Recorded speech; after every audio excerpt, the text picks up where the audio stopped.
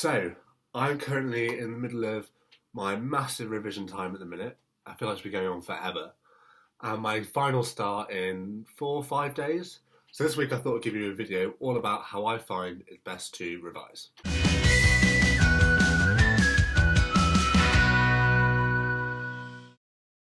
So normally my revision time starts with a day spent planning out what I need to do. And as somebody who is slightly fond of organisation, this is like my favourite day of the whole revision schedule. But I usually start by making a revision timetable and sort of blocking out weeks and deciding what I need to do in those weeks so I can get everything done in time for the exams. So I'll begin by splitting up all the topics that I have into sort of chunks and trying to figure out or estimate how long it will take me to go through each one. And then I'll timetable them in and hopefully be able to go through them a couple of times. When you're in Oxford and you're a finalist, you tend to finish your teaching at the end of Hilary, so that is sort of March time, mid-March, and then your exams aren't until sort of end of May, start of June time. So that's a big chunk of revision that you've got, which is quite hard to motivate yourself sometimes, which is why I find having a timetable really useful and trying to stick to it as well as you can. But equally not trying to overpopulate it with stuff so you get really stressed out and don't actually achieve anything. So I began sort of mid-March, very slowly, and have eventually built up to sort of all the time revision, like constantly, but it's nearly over, so I can't complain. So I find it very easy to structure revision in a 3-phase way. And I've stuck to that for the past 2 years, and it's been relatively successful for me, so I guess it works. So these are my 3 phases. Number 1, I start with my lecture notes. So throughout the year, I have loads of lecture notes that I've written stuff all over. I haven't really had a chance to go through and properly consolidate it. I don't really have time. I might sort of look over them for my tutorial essays, but I don't really have time to properly write them up. So phase 1 is all about writing up my lecture notes into sort of extensive, well-written notes so that I have a proper basis for all my learning. So here are some of my notes. So I probably type them up and include diagrams, and it's just basically a bullet point list of everything that we've gone through in the lectures. Often, so I need a lot of experimental evidence in my exams, so I structure it in a way where the experimental evidence is in a big sort of box and I can see it quite clearly. And it's all sort of marked out on the page. It's very easy. So I've got a couple of folders worth of different topics.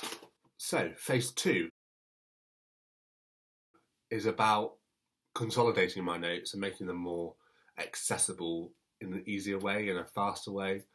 I usually do that with post-it notes, and I'll sort of condense the notes on there and I'll stick them onto the piece of paper where the notes are. I'll do that for all of the notes that I've written that I'm going to answer questions on in the exam. So that takes quite a while. Let me have a look. I've got some in here. So a bit like that. And then it's just a tiny little square. I might draw a little diagram on it, but it condenses all these notes for a whole A4 page into this tiny space, which is really useful.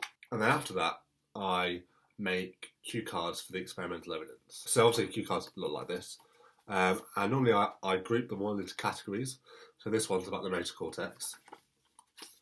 And then I have the name of the study at the top, the year it's done in, and then I split my revision of the study into aims, so what were they aiming to do, methods, what did they do, their results, and then the conclusions that they came to. And quite often, if I think there's something that needs to be critically analysed in it, I put a little note at the top just to remind myself later. So once I've done all of those notes, I move on to phase 3. Now, phase 3 is more about learning the notes that you've done. Obviously, you've gone through them now twice, so it should be relatively easy to recap. So I begin by going through the post-it notes, and I make sort of even like an A4 page of notes based on the whole topic. That's quite easy just to refresh some facts that sort of slip my mind or I'm not too sure about. What I find with science subjects especially is that a lot of the things that we know and all the knowledge that we have about different scientific subjects is directly coming from scientific studies. So if you format your learning around the studies rather than learning studies to go with the facts, and actually have it so that you're learning through each piece of experimental evidence. And I think that's a really useful way of sort of making the story of how they reach that discovery in your head. And it's a lot easier to sort of recap that in the exam and back up any points that you're trying to make. And at the minute I'm on phase 3, and it's going okay. I mean, it could be going better. I'm trying to make sure I'm getting the right balance of work versus sleep, and that seems to be all that's going on in my life at the minute. But then I start on Tuesday, and I'm finished by the Saturday, which will be nice, and I'll get a chance to enjoy 3 weeks post-exams before I head home. So that's a little bit about how I revise. Obviously, different things work for different people. You might be more of a visual learner and like to draw diagrams, so often I use a whiteboard for that, and I'll draw it out a couple of times and maybe draw a sketch of something, and that'll help me remember.